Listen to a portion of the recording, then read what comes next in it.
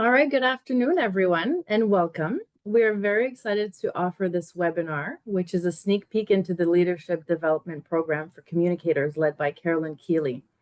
Carolyn is an internationally recognized executive facilitator and team coach, specializing in strategic communication and change leadership.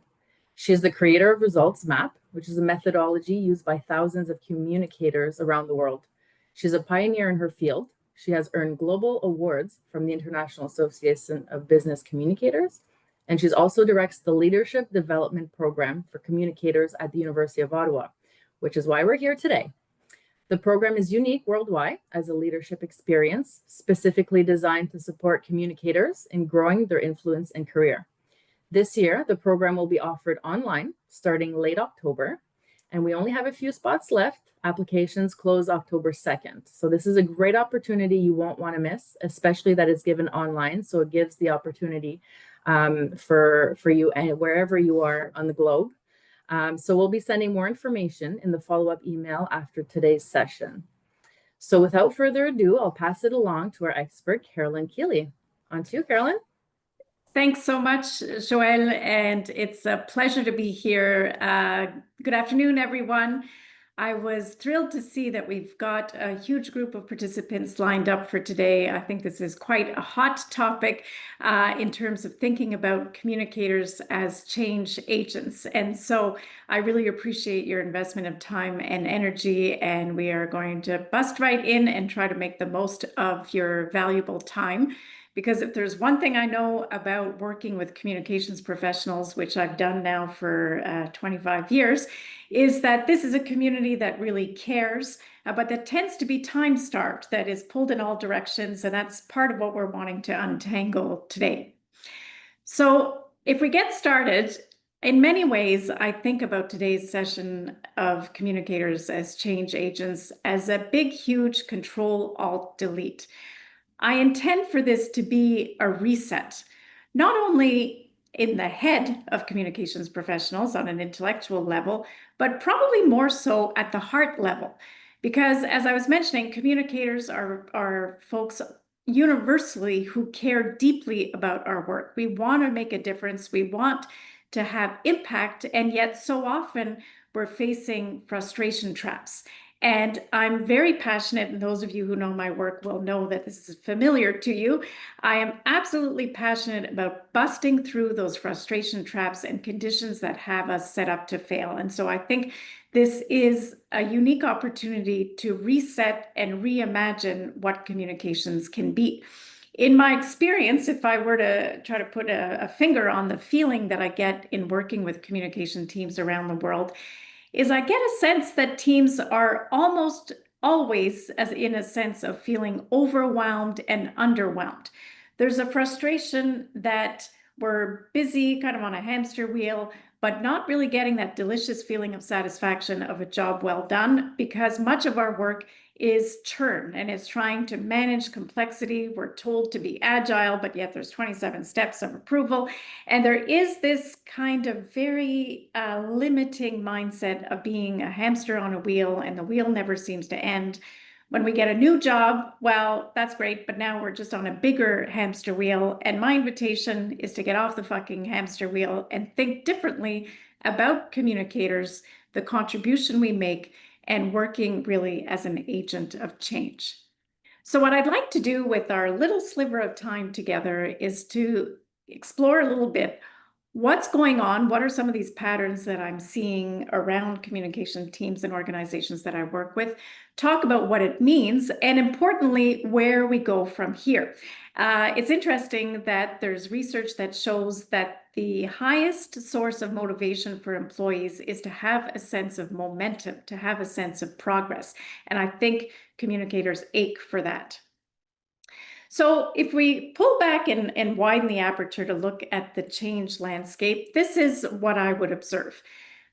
We used to work in a context of change, and we would think in terms of, those of you who may be familiar with change management, we would think about solid structures, so an org chart and a pretty static way of looking at an organization. Now, organizations are more precisely liquid systems. Things are fluid and changing all the time. When I began working in the area of change, it was mostly planned change. So there might be a transformation or a reorg or a tech rollout, but we knew what the thing was that we were talking about. Now, the fundamental quality of change has evolved more to a place of emergence and adaptation. And to be honest, most of the clients that I work with don't quite have their arms wrapped around the thing that's changing and how that thing relates to other things. So it's got, again, that sense of motion and emergence.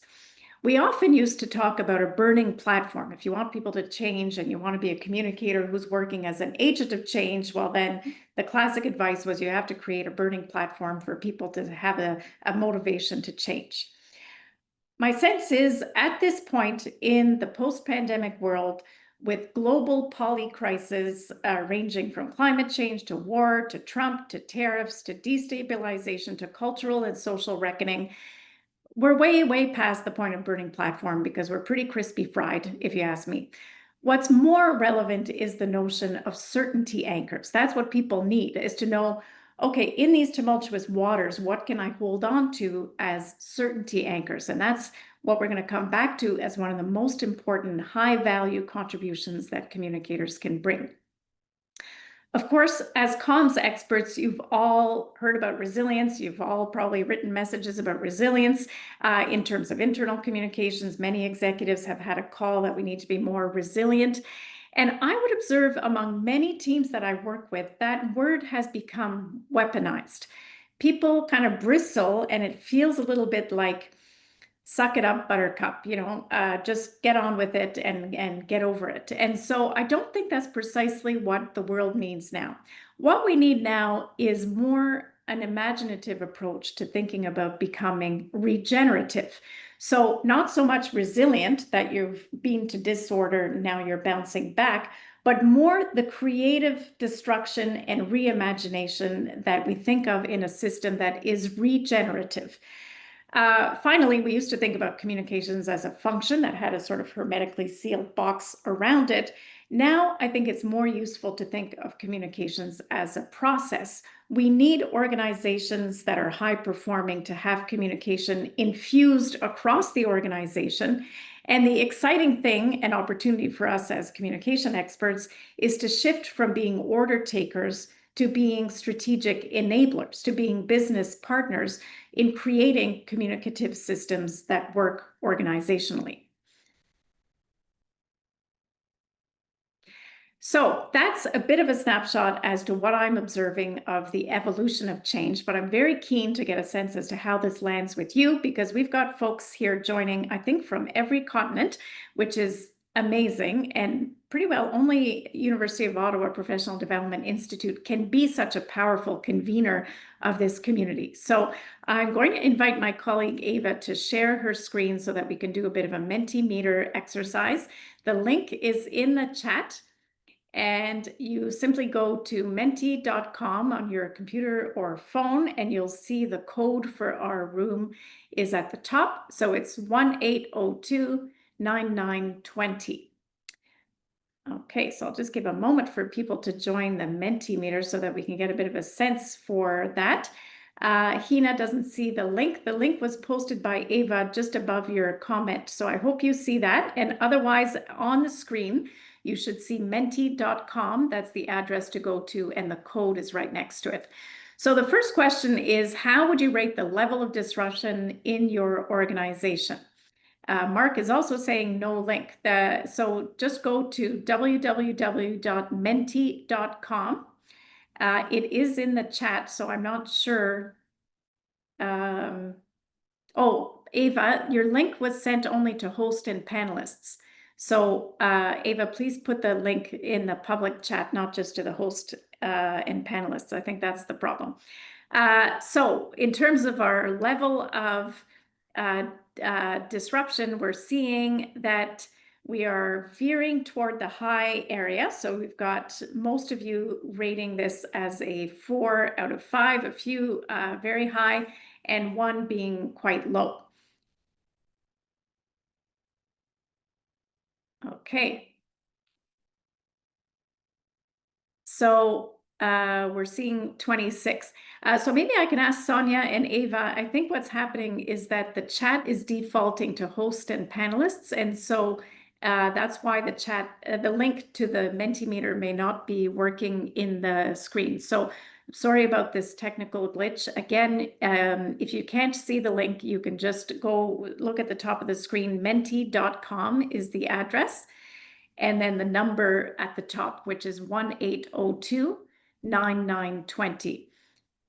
I will just say, Ava, when you send the link, please click send to everybody and not just host and panelists. So when you are sending the link, where it says, where you're typing your message above, it says to. If you click on the blue box, you Right. can select everyone. I'm unfortunately not having that option. No, I I'm will- sorry, It's everyone. I don't okay. have everyone either as an option. No So, problem. I Sonia, will if you could do that. proceed. Absolutely. Everybody, Thank the you. link is being sent right now. You can click Perfect. it as soon as you see it. Great. And then Thank you. Sonia, if you can put the number also for our code, that would be great. Absolutely. Okay, so there you go. The medium is the message here that we've got a little bit of disruption in our exercise about disruption, which is kind of the world we live in. And what we're seeing is we've got generally high levels of disruption, with one person indicating a low level of disruption. So that kind of holds true. And when we think about it, there's probably an environment of layers of disruption within perhaps your team, your organization, your sector, your community, and at a global level. And so that's part of the challenge, is the level of layers of disruption. Let's go to the next question, please. When you think about the changes going on in your organization, are they mostly defined, emergent, or both, or you're not sure? So a reminder is, defined is when you know what the thing is. So you're deploying, let's say, an SAP software or a reorg. Emergent is we know we're doing something, like we're becoming more client-centric, or we're going to become more agile, but it's not quite defined. Sometimes it's both, and sometimes we're not sure. Okay, so this is super interesting, because what we're seeing is most of you are responding both, and that pretty well reflects the experience that I see with my clients. And that's a really useful insight for you as a communicator, because oftentimes the change is coming from another part of an organization, more precisely the change is, and yet you are called upon to hold the pen on the change. But of course, the challenge is, if the change leaders or the change sponsors aren't quite clear on their change, you are very likely either set up to fail because you don't have the conditions required to do your best, or in a more optimistic stance, that you are then in working in emergence and you become a thought partner in actually crafting the message. So let's say, for example, you're in a business and the head of marketing wants to set up a more client-centric or customer-centric approach to your culture, then the task is not to be an order taker and write down, we are going to be customer-centric, because nobody knows what that means. It's to pop up the level of your contribution so that you're actually shaping meaning. You're actually creating and working with the executive on what that change is. So that is, I will say, certainly from my experience, a much more enriching, fun, high impact place to be. But you have to have the mindset to be working at that level, rather than the tactical order taker level of saying, okay, well, I have to write a message about this culture change. This guy doesn't know what the culture change is. Now everybody's frustrated. So the thing is to pop up from that battle, and knowing the difference between defined and emergent change is a great place to start. Let's go to the next question, please. I'm seeing Cindy is indicating that emergent change is often a reaction to government policies. Super point, and I absolutely see that a lot. Okay, now here's a good question. Is the role of communications in advancing change clear in your organization? Yes, no, or hell no?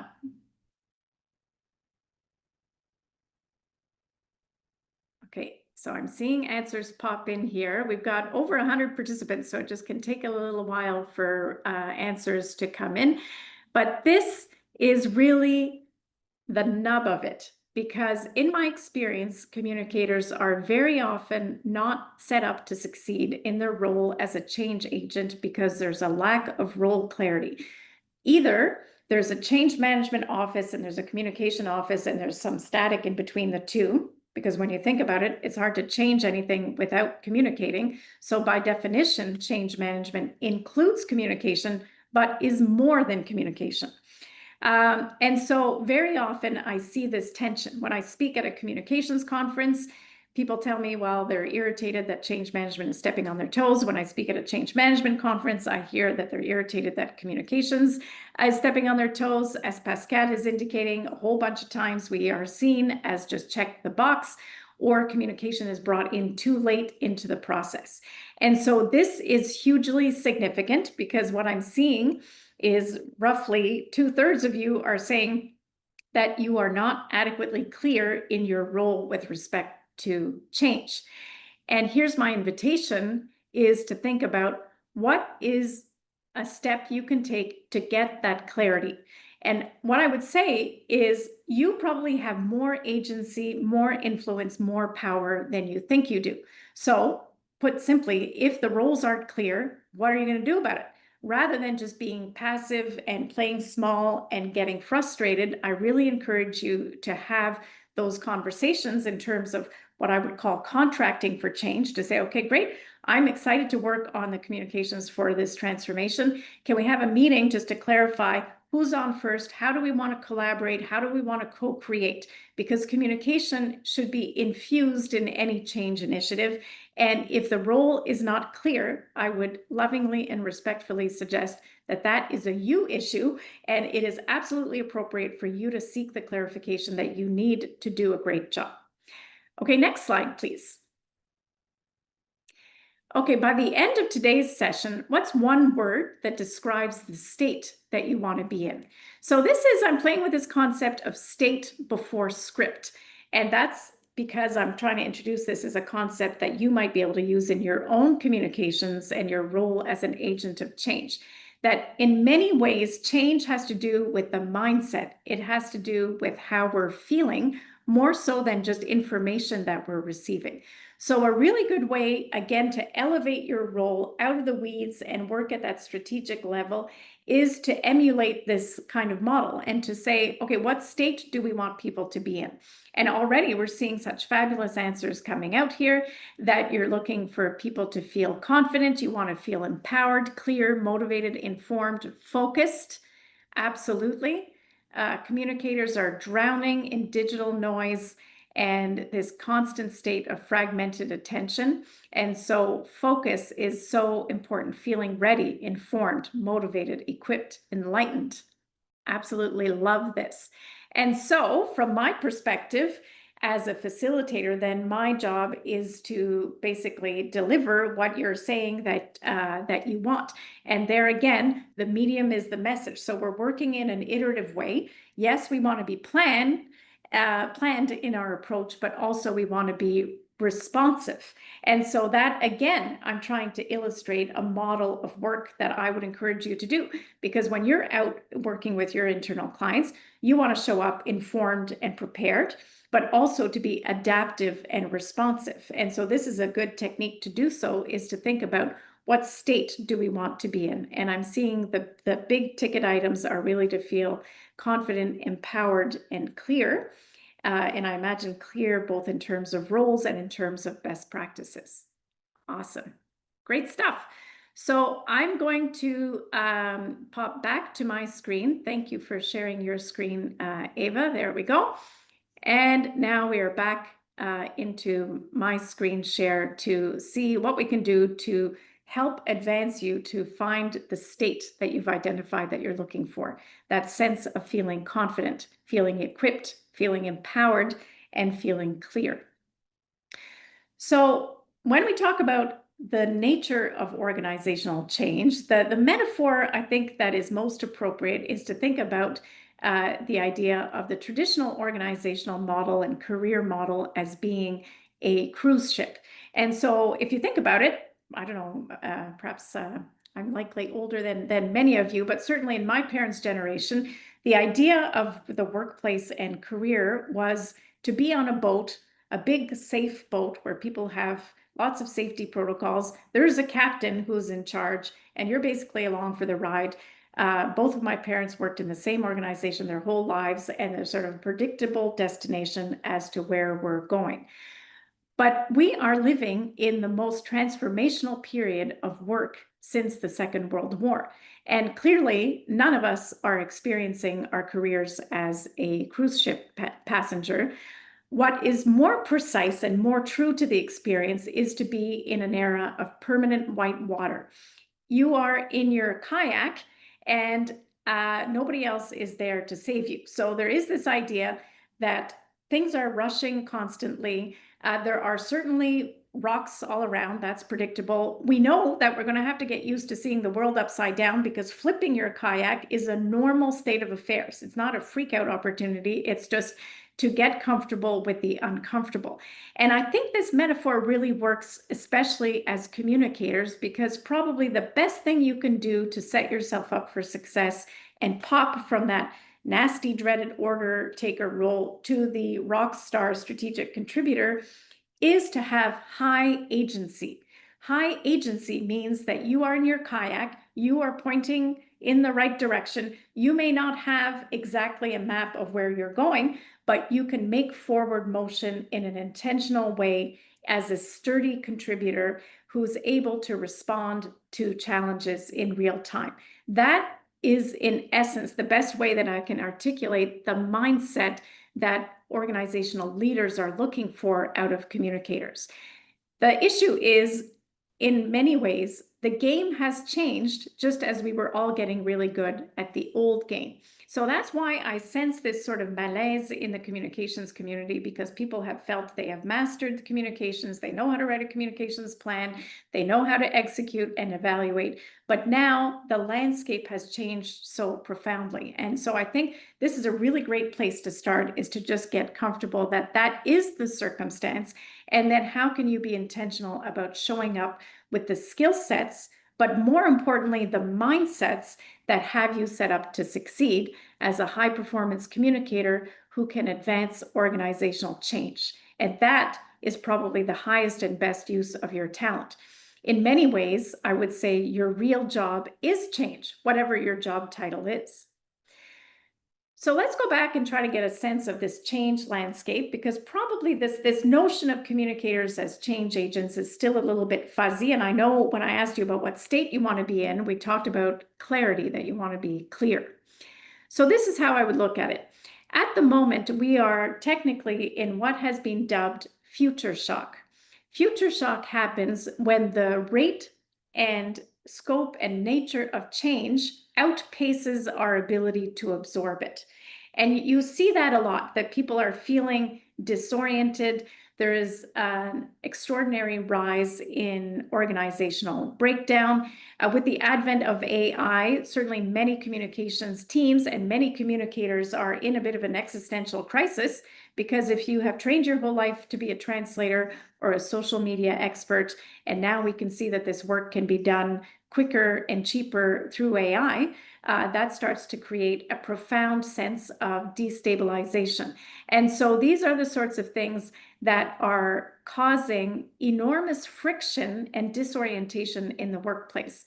Another way to put it is that the velocity, volume, and variety of changes that we're experiencing has become so significant that it's causing breakdown in individuals and in organizations.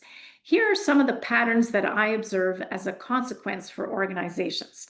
First of all, there is a rise in learned helplessness. This is a thing that I'm very passionate about, and actually made a video on learned helplessness. Ava, if you're able to contribute on the chat, you can pop that in, and otherwise folks can find it.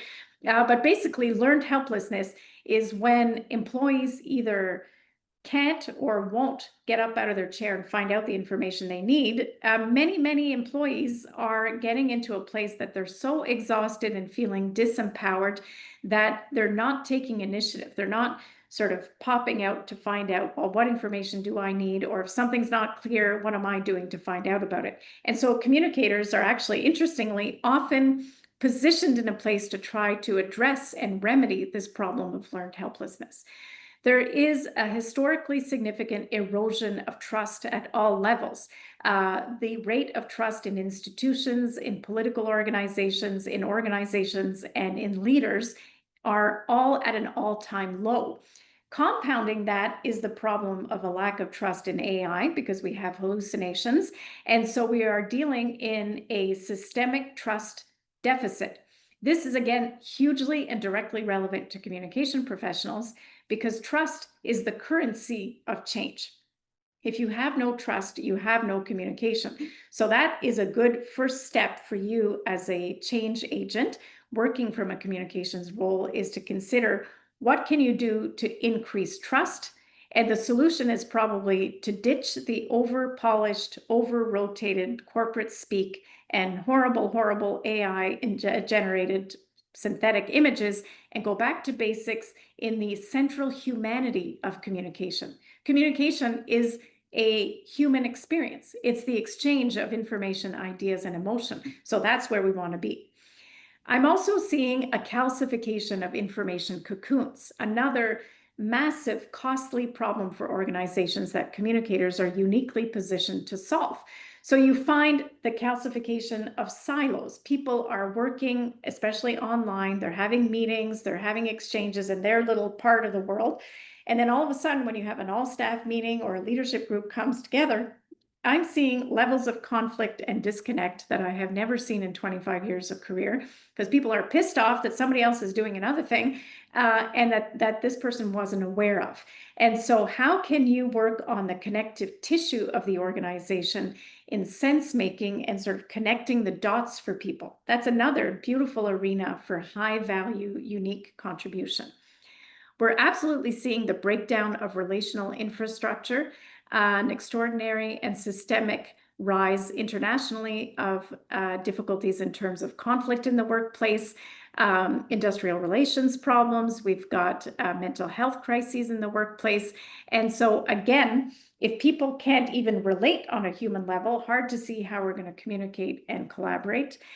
And then I would say another consequence that is a bit dispiriting is the spiraling of complexification. Put another way, we have become very good at making things worse. And when executives and communications professionals, I have to say, are anxious, they throw more words and more at things. And then usually words, we could do a lot better actually with visuals, but anyway, it tends to be more words and more words. And then I come into an organization and I say, oh, okay, you're working on an initiative called renewal or transformation. What does it mean? Either there's no document, there's no paper that explains what it is because they can't agree on what it is, or it is so complex and opaque that I have no idea what it means. And so these are the kinds of problems that are precisely in the wheelhouse of communication practitioners. So what does this mean to us, and how can we carve a new arena for contribution in this landscape? Because again, as I mentioned, the game has changed. The framework and the field on which you're operating is totally different and has massive opportunities for popping out of the order taker and into a leadership role. The path to this, I would say, begins with unlearning. And I love this quote by Adam Grant, who tells us that learning is how you evolve. Unlearning is how you keep up as the world evolves. So first of all, by virtue of signing up for this webinar, when I'm sure you had a bazillion other things compelling your attention, tells me that you have a commitment to learning and the intellectual humility that I think all of us need to say, okay, there's always something new to learn, or maybe I could grow and expand in new ways. That's awesome. But the first step to learning is actually to create capacity for something new. If your cup is already full to the brim, then there's no space to add something new. And this is where unlearning comes in.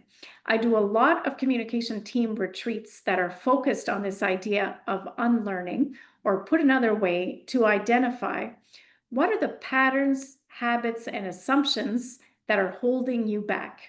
So for example, I could go on all day with these kinds of things among communicators, but generally what I hear are things like this. Oh, I don't know, I have to write the communications plan for transformation, but I'm not allowed in the meeting because I'm not at the higher level of authority, so I don't have access to the meeting. And say, okay, well, then what are you going to do about it, right? So we don't just assume, oh dear, I'm not invited to the meeting, so I guess I can't perform. Instead, what I'm advocating is a much more activist approach to say, okay, I want to show up and do my best. What has to happen for me to be able to contribute? Which might be, for example, signing a non-disclosure agreement so that you can be at the table and you can work on those issues. We often have a sense of a credibility deficit. And we say, oh, well, nobody pays attention to communications. They just pay attention to corporate and legal.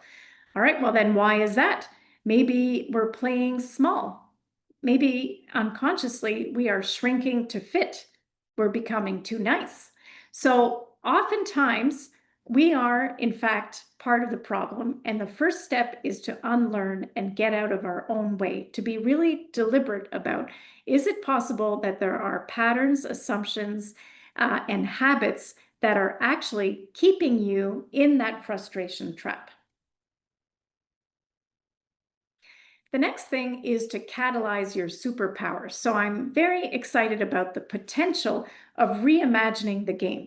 So we are no longer playing chess. Now we are playing Twister. It's an entirely different mindset, an entirely different stance and rules of the game.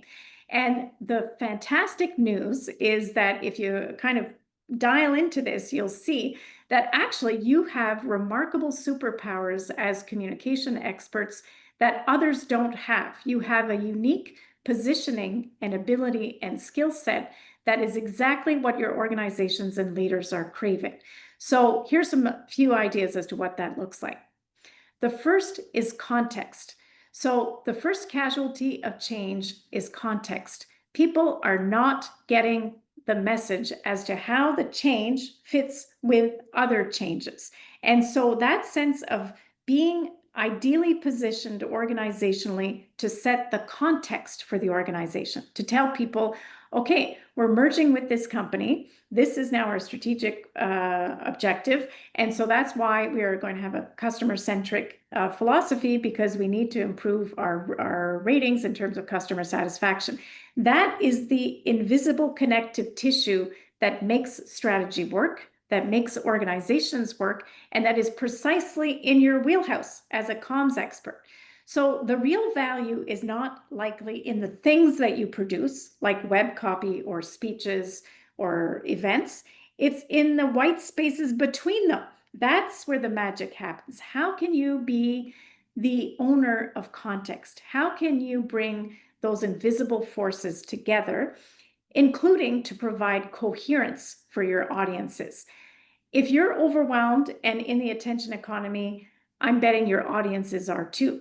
And so, for example, in internal communication, people are feeling bopped all over the place. They don't know what's today's priority. Are we doing this vision, this priority, this pillar, this urgent thing, this quarterly result?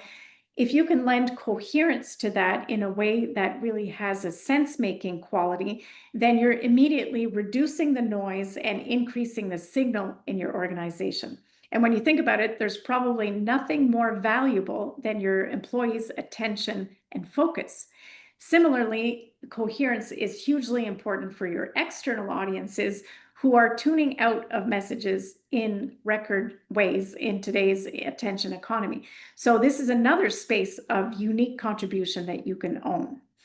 Then finally is creativity. So when we think about the way in which communication happens, I really encourage you to think in terms of storytelling.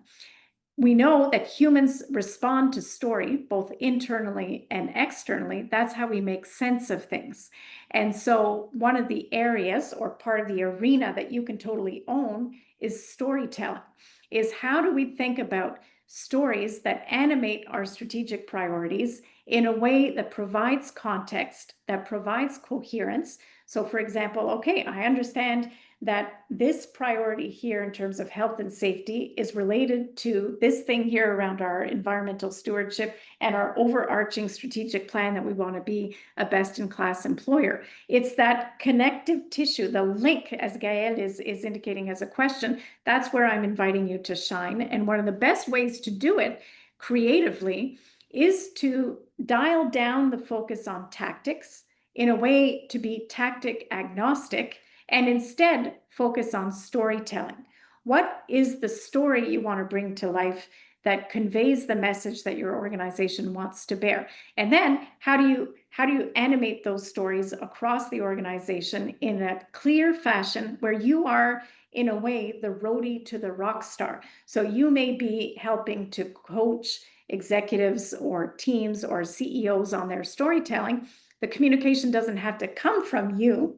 You are having an amplified, outsized effect because you're equipping, enabling, and empowering others to tell powerful stories.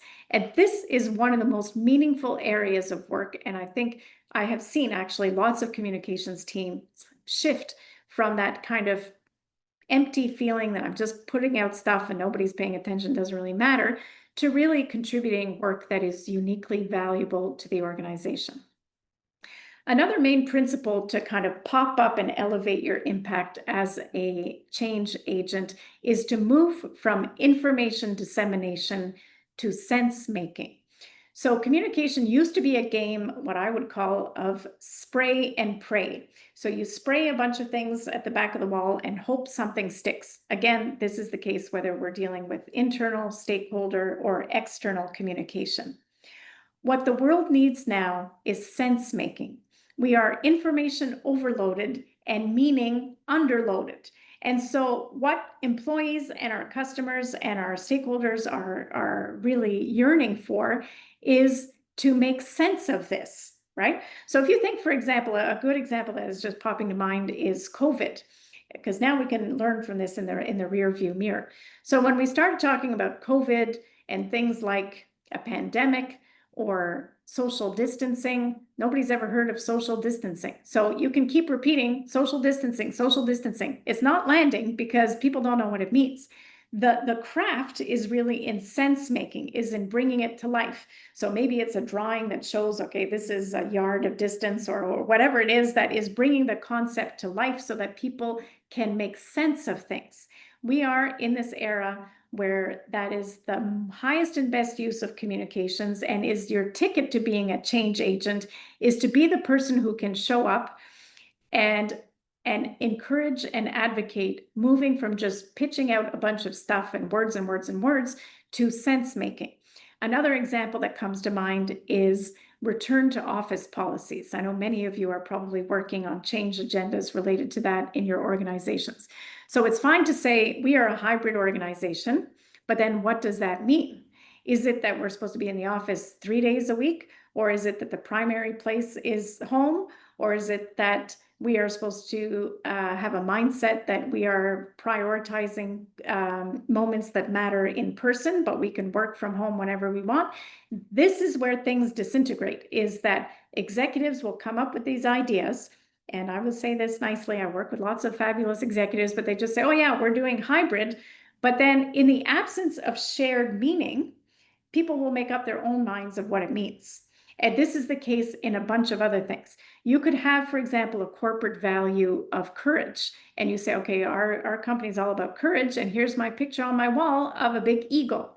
And you say, okay, I don't get it. What does it mean to be courageous? Again, in the absence of defining the behaviors of what being courageous looks like in this organization, you're at risk of somebody saying, well, I'm being courageous in my running practice, so I went running 3 hours today and I'm 3 hours late for work because I'm being courageous. You see, in the absence of defining clear messaging and shared meaning, then you're falling flat.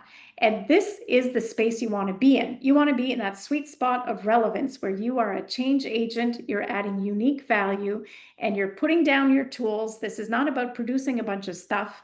It's about the stuff, the magic between the stuff, and it's about popping it to a higher level of sense making. Okay, I'm on a bit of a soapbox here. So where do we go from here? A great place to start is to define the North Star. So what I'm observing now in this time of high change is most organizations I work with have a strategic plan, and in most cases it's irrelevant because nobody's paying attention to it. They don't know what it means. The minute it's been finished, it's already out of date. More practical is to have a lighter weight approach to the way in which we think about strategic direction. And I like this analogy of a North Star. So if we know that we want to be an employer of choice, let's say that's the North Star, then we can align our communication tactics and messaging to meet that objective. Another way we can do this is to ask ourselves the question, what is the problem we aim to solve? Because we don't just communicate for the sake of communicating. We want to be solving a real problem. And ideally, we want to move beyond just solving communication problems. We want to solve business problems through communication. The best place to start then is to define the North Star. Then you're in your kayak and you're going to zig and zag. The path is a little bit unpredictable and there's going to be rocks along the way, but you can confidently, calmly, and competently arrive at the North Star to the extent that you maintain that course and you have that clarity. A few key ideas that I would suggest in terms of your role as a change agent. The first is to set yourself up for success. So most of you identified in the Mentimeter exercise that your role in change is not clear. And that might have been worth your price of admission, so to speak, to this whole webinar, even if you retain nothing else. If your role is not clear, then it is your responsibility to get it clear, because otherwise you are set up to fail and you're in a scary, scary place because change is the most difficult thing for an organization to do. And frankly, it's too easy to throw the communicator under the bus. And this happens a lot. When things go well, it's somebody else's win. And when they've gone poorly, it must be a failure to communicate. So for example, maybe nobody's following your hybrid policy because the policy sucks, not because you didn't do a good job of communicating it. And I'm sure you could think of many, many examples like this. So that's the first place to start. The next is I really encourage you to create rather than fix. What I'm seeing are a lot of communication teams that have fallen into a habit of reviewing and reworking old versions of documents. So if we're doing the communications plan, let's say for our annual employee town hall, well, we take last year's one and then we type over that, and we're constantly kind of stuck in an old way of thinking. And that ends up being a path to mediocrity. So I would rather see you blow up the old way and create a new thing, because first of all, it brings lots of fresh energy to the task. So for example, if you have an employee communications plan that's sitting on the shelf and is not working, I would not update that thing. I would blow it up and think of something new. Maybe it's a lightweight one-page communications roadmap. Maybe what your real problem is in terms of engagement. I don't know, but from a stance or a mindset perspective, I really think there's something powerful in this advice to create, don't fix. And finally is to command the space you occupy. Many, many communications professionals, and I have to say, I see this mostly among women in communications who are overrepresented in our field, tend to shrink to fit. They are playing small. So I invite you to think about this. If your role is not clear and there's a gap between what you're contributing and the enormous needs of your organization, what about if you fill the space and that you assume that you can have more space, more influence, more scope than you are given? And so I'm sort of turning this on its head. If the role clarity isn't there, then why don't you think about ways that you can command the space you occupy? Nobody's doing this work. Then how can you reimagine the frame in which you're working so that you are in that space of maximum impact? Because at the end of the day, what everybody wants, I think, is to do work that matters with people who care. And so if you're set up to fail, if you are being put in a small box, then I really encourage you to look at yourself, and I would bet you my bottom dollar you have more influence, more opportunity, and more power than you realize. I'd love to conclude with this quote I love from Margaret Heffernan, who encourages us to think about the fact that trust, helpfulness, practice, and courage are the simple renewables that power our working lives. And so I love this idea because we are in a moment of enormous fluidity and flexibility in the workplace. And going back to the basics about cultivating trust, being helpful, having the instinct to practice our craft and to be courageous is exactly what we need to power this sense of a renewable energy and a regenerative approach to communications. In terms of where we go from here, I would love for you to think about what is your next best step. And so I encourage you to pop this in the chat because again, if we're in a kayak, we don't know every little zig and zag of progress that we're making, but an absolutely reliable way to work and contribute and move forward is to think about what's the next best step. And then what's the next best step after that? And so then you're kind of creating momentum and that forward motion that is that juicy sense of satisfaction that we're craving, and that starts to shift you off the hamster wheel. So I would invite you to pop in the chat, what is your idea in terms of what might be one next step for your contributions? And now Meredith is suggesting that we change the settings. There's something with the chat settings that are such that we're not seeing people's contributions somehow. So maybe Sonia can work on that. But in terms of suggestions, in terms of next best step, it might be, for example, thinking about role clarity, or it might be to think about storytelling. It might be to hone your craft around change communication. And on that front, we have created a special link for this session at resultsmap.com/PDI webinar. On that, you'll find a bunch of resources that I've put together to support today's session so that hopefully you can work on this in a synchronous and asynchronous way. Also welcome to share with your colleagues. So in that link, you'll find, for example, a primer on change communication. So that is sort of distilled my best advice in the specialized area of change communication. You'll see also there's a communication function assessment quiz. So you might take that to check on whether your communications team is set up for success. And there are also some resources around how to generate focus, also how to feel more empowered and confident, as you mentioned in the state before script conversation. I'm seeing here in terms of the questions or in the chat, we've got a next best step might be to have a conversation with the individual I report to. I love that. Gina suggesting to start a discussion with your team, thinking about defining a clear service offer of what we do and what we don't do. Okay, this is huge. And so I love this suggestion that Jennifer is bringing up. I see often, for example, people in comms teams will tell me, oh, these internal clients are all over the place. They just email us willy-nilly and it's all a big mess. And I said, okay, well, if I were a new executive joining your organization, how would I know the proper way of engaging your communications talent? And I'll tell you, 9 times out of 10, I am met with a big fat silence and there is no answer. Or people will say, well, you know, maybe there's something on the intranet and it just says, okay, this is our communication mailbox. So that's not cool. You've got to think about how do you set yourself up for success, and frankly, how to teach people how to treat you. So if they're supposed to come to communications through this intake process, then how do they know that that's the thing to do? How do we make it easy for people to treat you as a valued business partner rather than an order taker? And so these are some of the simple things that can make a massive difference. I love this comment here. Nancy's indicating to define your own North Star first, which is absolutely appropriate.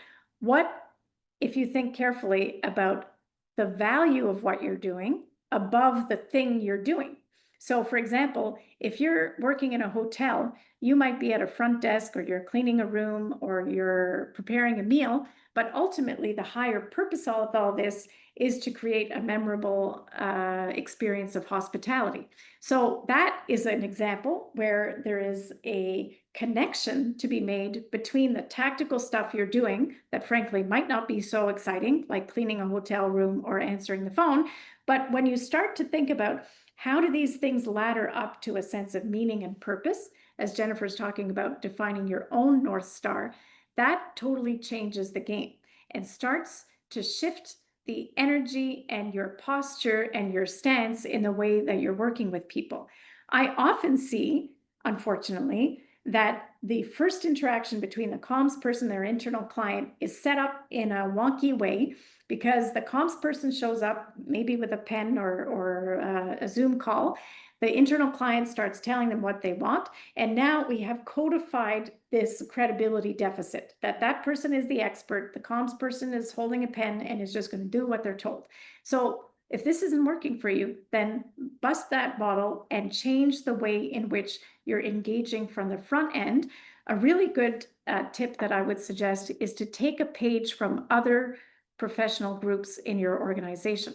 So for example, if I were to ask you, which is the team in your organization that has the most street cred, that has enormous credibility and is always at the side of the senior executives, that they wouldn't go to a big meeting without somebody's help? Who is that somebody? In many cases, it's the legal service or it's corporate affairs, something like that. And then say, okay, how do they show up? How do they add value? And how can you learn from that example? Because I'm providing you with a sense of patterns and insight that I've seen in my practice, but you know best what works in your organization. So I'm trying to kind of create an alchemy between the two. And that could be very interesting. How could you start behaving like legal, for example, or whomever it is that seems to have the attention of senior executives?